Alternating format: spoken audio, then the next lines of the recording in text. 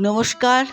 দুরন্তের হইচইয়ের গল্প পাঠের আসরে ছোট বড় সবাইকে স্বাগত। আজকের গল্প সোনার তরীর গেরো, লিখেছেন অরুণ রতন। সুদর্শনবাবুর বাড়িটা বেশ সুন্দর, ছিমছাম পাঁচিল ঘেরা, সামনে লোহার গেট, একপাশে ছোট্ট বাগান, ইচ্ছে আছে কিছু সবজি ও ফুলের গাছ লাগানোর। এটি তৈরি করতে বিস্তর টাকা ঢালতে হয়েছে। অসুস্থ শরীরের জন্য সুদর্শনবাবু স্বেচ্ছা অবসর নিয়েছেন। অফিস থেকে তিনি যে অবসরকালীন টাকাটা পেয়েছিলেন তার সিংহভাগই বাড়ির পেছনে গলে গেছে। মেন রোড থেকে বাড়িটা অনেকটাই দূরে, শুধুমাত্র হন্টনই যাতায়াতের একমাত্র উপায়। এবড়ো খেবড়ো মেঠো রাস্তায় সাইকেল রিক্সারাও সুবিধা করতে পারে না। এমনকি সর্বত্রগামী অটো মহারাজেরাও গোল্ডেন পার্কে পথ করে নিতে সফল হয়নি। এখানে এখনও পুকুর, ডোবা, গাছগাছালি ও ভুরি ভুরি পাকপাকালির দেখা মেলে। আম, জাম, কাঁঠাল, জামরুলের ঝাড়ালো গাছের সংখ্যাও কম নয়। এলাকাটা কলকাতা শহরের একেবারে লাগোয়া হলেও পল্লীগ্রামের আবহ পুরো মাত্রায় বর্তমান। প্রায় জলের দামে সুদর্শনবাবু গোল্ডেন পার্কের জমিটা কিনেছিলেন। গোল্ডেন পার্ক নামকরণটি কেন হয়েছিল তা জানা নেই, তবে এক বৃদ্ধ পুরনো বাসিন্দার মতে ওখানকার জমি যদিও এখন বেশ সস্তায় ও সহজে কেনা যাচ্ছে, খুব শীঘ্রই কিন্তু তা নাগালের বাইরে চলে যাবে। তখন এটা সোনা ফলাবে, শুধুই লাভে লাভ। চাহিদা কয়েক বছরের মধ্যেই হু হু করে বাড়বে, এরকম একটা ধারণা থেকে বোধহয় এই নাম। সদ্য নির্মিত বাড়িটাতে রঙের বাহার, স্থাপত্য কিংবা সৌন্দর্য বাড়াতে সুদর্শনবাবু যথেষ্ট মাথা খাটিয়েছেন। গা ঘেঁষে ঘেঁষে বেড়ে ওঠা তো দূরের কথা, আশপাশে কোনো বাড়িই নেই। তবে অনেক তফাতে ছড়িয়ে ছিটিয়ে কিছু বাড়ি তৈরি হয়েছে বা মাথা তুলতে শুরু করেছে। সুদর্শনবাবু সাত করে তার নিবাসটির নাম রেখেছেন সোনার তরী। এত করেও পুরো তৃপ্তি আর পাওয়া গেল কই। এমন নির্মল বাতাবরণে ঝকঝকে মোহিনী নকশার বাড়িটাকে নিয়ে পরিবারের কেউই যেন বিশেষ খুশি নয়। সবাইয়ের নাকশিট কোনো ভাবখানা কিছুতেই আর ঘোচে না। কত ভেতর দিকে আমাদের বাড়ি, ইস! স্ত্রী পুত্র কন্যার আক্ষেপের অন্ত নেই। তবে ইদানিং একটা সান্ত্বনা খুঁজে পাওয়া যাচ্ছে। কানাঘুষে অনুমান হচ্ছে নামি দামি নির্মাণ কোম্পানিরা আজকাল এখানকার জমির ব্যাপারে আগ্রহ দেখাচ্ছে। এক ডেভেলপার নাকি বহুতল বানাতে ইচ্ছুক। তাহলে তো গোল্ডেন পার্কের চেহারাটাই বদলে যাবে। আর এক প্রমোটার ইতিমধ্যে দক্ষিণ দিকের পুকুর ধারের জমিটার চার কোণে খুঁটি পুঁতে কাঁটাতারের বেড়া দিয়েছে। তাই ভাববার কথা, খুব শীঘ্রই এলাকার অনেকটা সবুজ ধ্বংস হবে, কিছু পুকুর ডোবা বুঝে যাবে। সুদর্শনবাবু মনশ্চক্ষে দেখতে পাচ্ছেন গোল্ডেন পার্কের পরিবর্তন। হাল ফ্যাশনের ইমারত উঠছে, বিত্তশালীদের কমপ্লেক্স, বাড়ি ঘর, পরিচ্ছন্ন রাস্তাঘাট, যানবাহনের প্রাচুর্য, দোকানপাট, হাজারো লোকের ব্যস্ততা। গোল্ডেন পার্ক যেন এক মডেল জনপদ হয়ে উঠছে। মনে হচ্ছে অঞ্চলটা যেন এবারে খেটো ধুতি আর ফতুয়া ছেড়ে ব্র্যান্ডেড শার্ট প্যান্ট পরতে চলেছে। সুদর্শনবাবুর মধ্যে প্রচ্ছন্ন গর্বের উকিঝুঁকি। আজ না হোক কাল তো পাড়ার কৌলিনও পাবেই। যাই হোক, খুশি অখুশির দ্বৈরথে নতুন জায়গায় ওদের মোটামুটি কেটে যাচ্ছিল। গোল বাঁধল গৃহপ্রবেশের পরে প্রথম বর্ষণের দিনটিতে। মুষলধারে বৃষ্টি। পরিবারের সবাই প্রাণ ভরে উপভোগ করল বর্ষণমুখর রাত্রি। বর্ষার সন্ধ্যায় প্রকৃতি যেন এখানে আদিম উদাসীন রূপ পরিগ্রহ করেছে। বন্য বন্য পরিবেশ, বেশ ভালো লাগে। কিন্তু পরের দিন সকালে দরজা জানলা খুলতেই চোখ ছানা বড়া। বাড়ি যেন সমুদ্র মাঝে একখানি দ্বীপ। চারিদিকে জল থই থই, জনমানব শূন্য। কিছু গ্রাম্য মানুষ হাতে খুনি, কোঁচ, জাল নিয়ে মাছ ধরতে বেরিয়ে পড়েছে। সুখের নীড় ছেড়ে আমাদের বাইরে পা রাখা অসম্ভব। বর্ষায় এমন বেহাল অবস্থা ভাবাই যায় না। সবার মুখ থমথমে। এ কোথায় এলুম রে বাবা! মেয়ে তো ব্যঙ্গের সুরে গেয়েই উঠল, ওরে খেয়া পাড়ের তরি, ডাকিছে তোরে সোনার তরি, না আসিলে বন্দি মোরা, জপতে হবে কৃষ্ণ হরি। ওদিকে টুকাইয়েরও মুখ ভার। কিভাবে গোল্ডেন রিভার অতিক্রম করে স্কুলে যাবে। কে জানে কতদিনে জল নামবে, সেই চিন্তায় বিভোর টুকাই। শুধু কি তাই, এখানে কোথায় বন্ধু, কোথায় ক্লাব, আর কোথায় খেলার মাঠ? কেবলই মুথো ঘাসের সাথে বিস্তীর্ণ জংলা জমি। করুণ গলায় টুকাই বলে, বাবা, আমাদের বাড়িটা সত্যি খুব সুন্দর, কিন্তু বর্ষায় যে খুব সমস্যা দেখছি। এই জল ভেঙে আমরা বড় রাস্তায় উঠবো কেমন করে?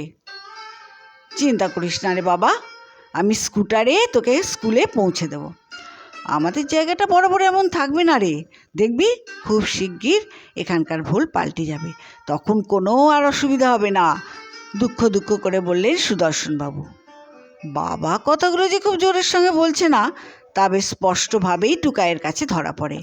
ঘন বর্ষণের রাতে সবাই যখন সুনিদ্রায় আচ্ছন্ন, তখন ছিচকে চোর মহাশয় অনায়াসে বাইরের ঘর থেকে টুকাইয়ের মোবাইলটা হাতিয়ে নিল। অমনি সেই সঙ্গে সোনার তরীতে সে বেটা চৌর্যকর্মের বউনিটাও হয়ে গেল। দোষের মধ্যে টুকাই জানলার পাল্লা খুলে ঘরের লাইট না নিভিয়ে বইমুখে ঘুমিয়ে পড়েছিল। চুরির আগে তস্করটি নিশ্চয়ই গ্রিলে হাত গলিয়ে আমার বডি স্পর্শ করে বুঝে নিয়েছিল যে আমি ঘুমিয়ে আছি না জেগে আছি। ভাবে টুকাই, ও কথা মনে এলে সে শিউরে ওঠে।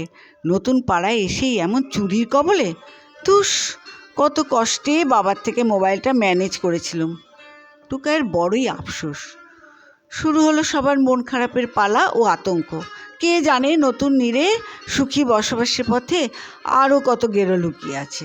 ব্যাস, এবার তাই সতর্কতামূলক ব্যবস্থা গ্রহণের তোড়জোড়। আরেক প্রস্ত বাড়ির কাজের শুরু। প্রথমেই মিস্ত্রি ডেকে জানলাগুলো লোহার জারে মুড়ে ফেলা হলো। এ মা, কি বিচ্ছিরি দেখাচ্ছে! গ্রিলের পাতাঝুরি ডিজাইনটা একেবারে হাওয়া। ওগুলো যেন পুলিশের প্রিজন ভ্যানের এক একটা গবাক্ষ, বলে উঠল টুকাই। কোলাপসিবল গেট, জানলায় জালি, দরজার পেছনে মোটা ব্যাটনের খিল, নতুন বাড়িতে আর এক দফা খরচের বহর। তা সত্ত্বেও টুকাইয়ের আতঙ্ক পিছু ছাড়ে না।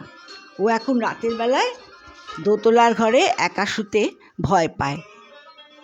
সে রাত্রে নিচের ঘরে বাবার পাশেই শুয়েছিল। ঘুম আসছিল না, শুধু ছটফট আর এদিক ওদিক পাশ ফেরা। এলাকাটা বড্ড শুনশান, কিছুতেই নিশ্চিন্ত হওয়া যাচ্ছে না। বুকটা ঢিপ ঢিপ করে, কত সব বিচিত্র শব্দ কানে আসে। খুটখাট, শো শো, ঝপঝপ, আরও কত কি। এই বুঝি কেউ বাড়িতে প্রবেশ করলো, সামনে দিয়ে কেউ বা হেঁটে গেল। নতুন বাড়িতে ভূতের ভয়টা এখনো অবশ্য দানা বাঁধেনি, এই একটা বাঁচোয়া। তবে চোরের ভয়টা কিন্তু বেজায় জাঁকিয়ে বসেছে। রাত গভীর হয়েছে, টুকাইয়ের চোখ বুজে আসে। ওই তো কার যেন পায়ের শব্দ শোনা যাচ্ছে, রান্নাঘরের দিকেই এগোচ্ছে মনে হয়। নির্ঘাত ওই চোরটা ছাড়া আর কেউ নয়। ঢুকলো কিভাবে? টুকাই ওকে আজ ছাড়বে না। প্রতিশোধ স্পৃহায় শরীরটা কসকস করছে। যা হবার হবে, একাই ওর মোকাবিলা করবে। চোয়াল শক্ত করে মনে সাহস ও জোশ এনে পা টিপে টিপে বিছানা ছাড়ল। সুযোগ যাতে ফসকে না যায়, তাই লাইট জ্বালল না, সঙ্গে টর্চও নয়।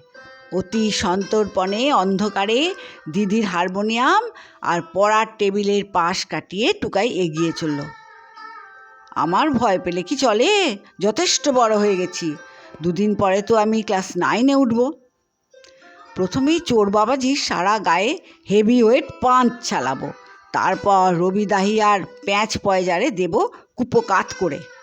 দেখব বাবা জীবনের কত দম। ভাবনা অনুযায়ী কাজের শুরু। আলোর অভাবে আগন্তুকের দেহ অনেকটা ঝাপসা।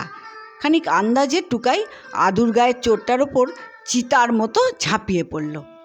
বেপরোয়া ঘুষি চালিয়ে টুকাই নিমেষে তাকে কাবু করে ফেলল। অমনি আতঙ্ক জড়ানো গোঙানির একটা তীক্ষ্ণ করুণ আওয়াজ।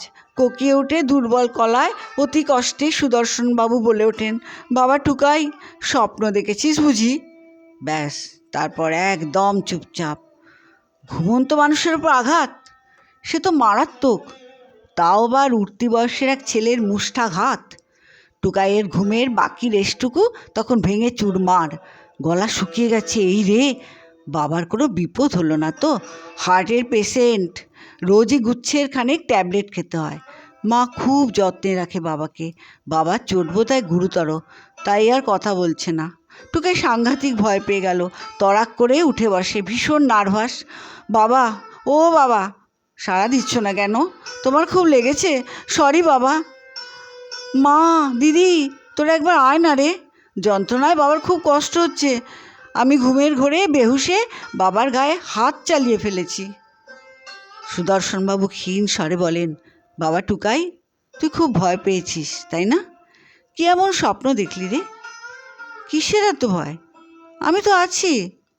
ভাগ্যিস তোর কিল ঘুষি আমার পিঠের ওপর পড়েছে, চোখে মুখে লাগেনি, নইলে হয়তো সত্যি বিপদ হতে পারত। নে, এখন জল খেয়ে শুয়ে পড়।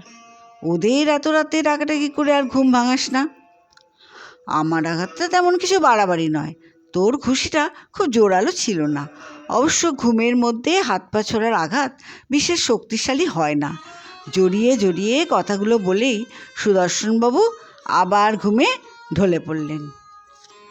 শেষ হলো আজকের গল্প সোনার তরীর গেরো। তোমরা সবাই ভালো থেকো, আনন্দে থেকো।